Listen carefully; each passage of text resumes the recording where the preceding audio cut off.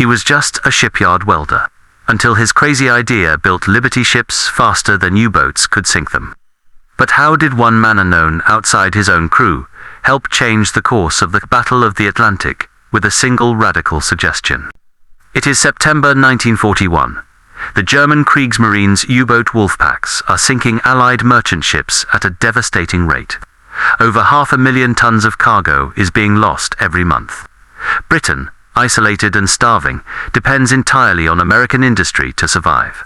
At the Kaiser Shipyards in Portland, Oregon, the United States Maritime Commission faces an impossible task.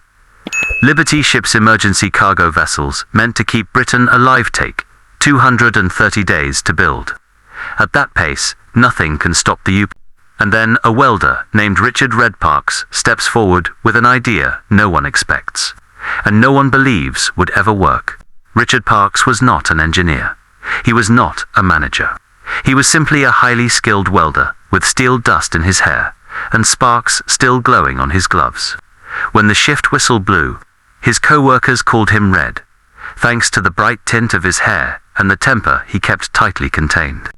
The Kaiser shipyards were enormous metal forests of cranes, scaffolding towers, torches, and riveters.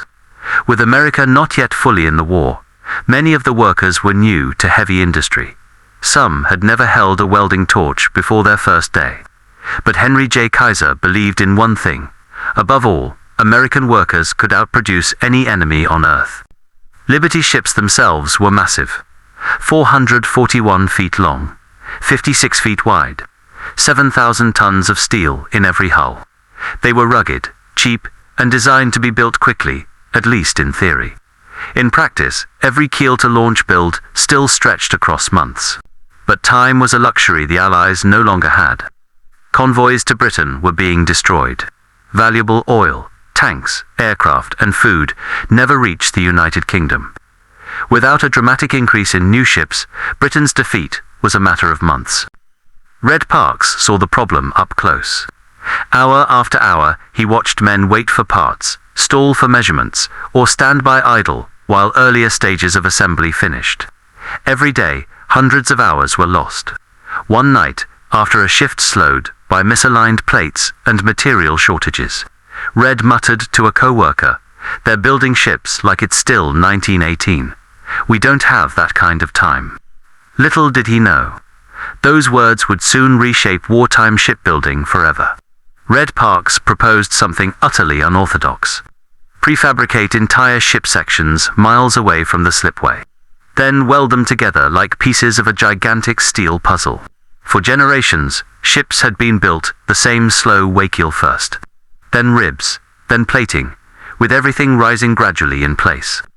To change that process was considered reckless. But Red saw potential in every corner of the Kaiser yards. Empty warehouses, open fields, machine shops that could be turned into assembly lines. He imagined the bow being built in one yard, the stern in another, the deckhouse blocks shaped on flatbeds, and every piece arriving at the slipway ready to be welded instantly. But when Red first explained it to supervisors, many engineers dismissed the idea outright. Ship hulls required precision. Alignment was everything. Sections that big will never meet clean, one foreman argued. You'll spend weeks fixing warped plates, but Kaiser was different from other shipbuilders. He trusted the instincts of the men on the ground. When the idea reached Henry J. Kaiser himself, the industrialist leaned back in his chair and said, "Try it. Every hour saved is a life saved in the Atlantic." And just like that, Tread's plan was approved. Suddenly, warehouses were cleared, rails laid, and fabrication stations set up overnight. Teams were assigned to build the bow, the stern, the midship house, the forecastle, and the funnel assemblial at the same time. Instead of one ship slowly rising on a slipway, 5 miniature factories worked in parallel, each producing a massive piece of the puzzle. Then construction began on a test vessel, the SS Robert E. Peary. She would become the proof that Red's idea could change the war. Her keel was laid on November 8, 1942. Instead of months of cutting steel, everything had already been pre-shaped by assembly crews who worked day and night. As soon as the keel touched the blocks, trucks were already hauling the prefabricated bow down from the north yard. By 0700 hours, day 1, cranes swung the bow section into place. Hundreds of welders, including Red himself, scrambled across the plates. Sparks rained like orange snow as torches sealed the seams. The stern arrived 4 hours later. By sunset, the midship house was lowered onto the deck. Workers stared in disbelief. A ship that once took months to reach half height was now taking shape in mere hours. Meanwhile, across the Atlantic, Admiral Karl Dönitz watched with confidence. His U-boats had sunk over 1,100 Allied ships that year. Germany believed America could never replace losses fast enough. If Britain starved, the war would be won without a single German soldier setting foot on English soil. But back in Oregon, the impossible continued. By 1400 hours, day 2, the funnel and superstructure were welded in place. Electrical crews installed wiring in prefabricated conduits already built and tested off-site. Pipefitters lowered entire plumbing networks into position as single units. The shipyard raced the clock, each hour chipping away at the U-boat advantage. And Red Parks, covered in grit and smoke, saw a dream becoming reality. Word spread like wildfire. Workers dragged their families to the yard fences just to witness the pace. Newspapers rushed photographers to the scene. Even government officials arrived, shaking their heads in amazement. A Liberty ship, something once compared to a small skyscraper laid on its side, was almost complete in just 3 days. Then came the hardest push. For 3 brutal hours past midnight, welders fought exhaustion, heat, and the deafening clang of steel. Sparks lit the night like a 4th of July storm. The bitter cold cut through their jackets, but no one stopped.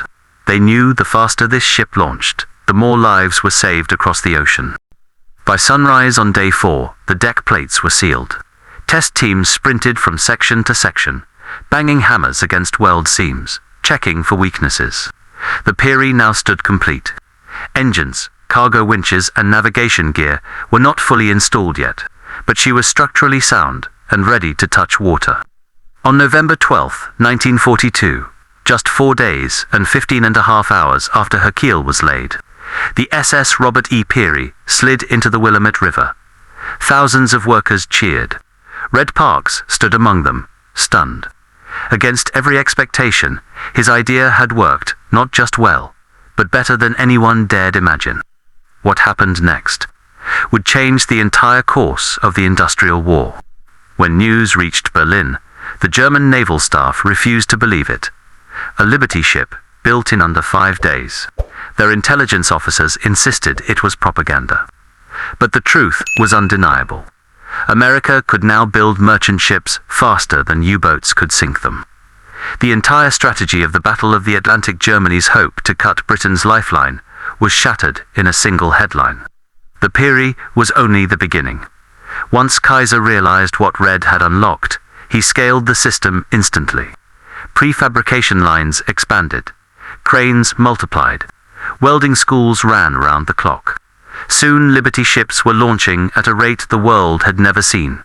Sometimes 1 every 11 days, sometimes 2 in the same day. America had turned shipbuilding into mass production, and the seas began to tilt in the Allies' favor. Through it all, Richard Red Parks returned to his welding station. No medals, no headlines.